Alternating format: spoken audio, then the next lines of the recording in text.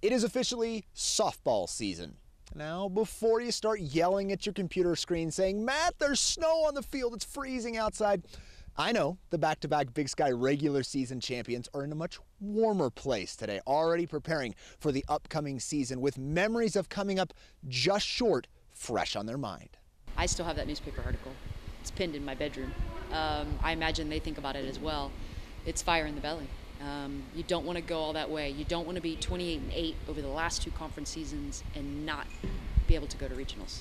The most important piece for us is to get to the dance, and we haven't done that.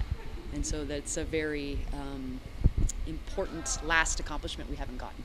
It's pretty motivating, especially after being there 2 years in a row, basically in the same situation. I know for us seniors, it's been like the main driving force for us, but what's been awesome is to see like even the younger girls like seeing how it affected us and just knowing that this is our year. Despite having the last two Big Sky MVPs and a lineup that was top 5 in the nation in batting average and runs scored, the Bengals still feel they can improve in 2015.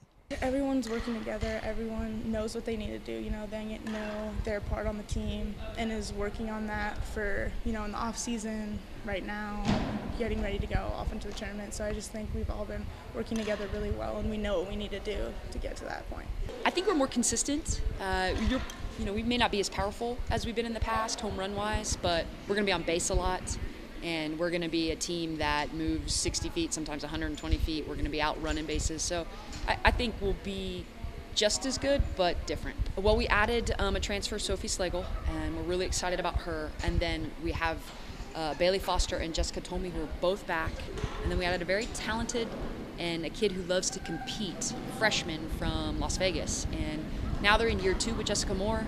And her teaching and the way that she presents herself and holds herself on the mound and her example, because she's still training, I think is really rubbing off on our bullpen, and I'm really liking what I'm seeing on the mound right now.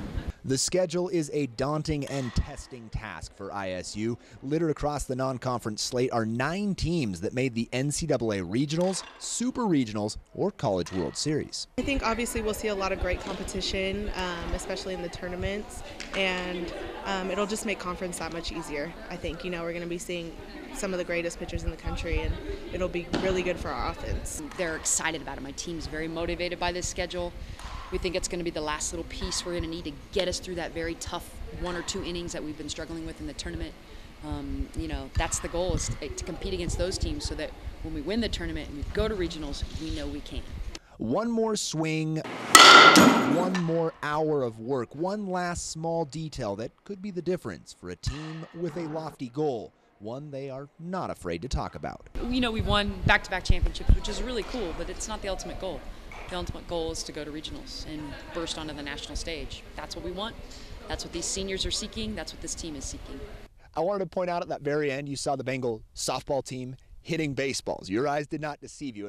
Coach Wright tells me it helps them improve for the season. Reporting from a very cold and snowy Miller Ranch Stadium, I'm Matt Gittens for Idaho State Athletics.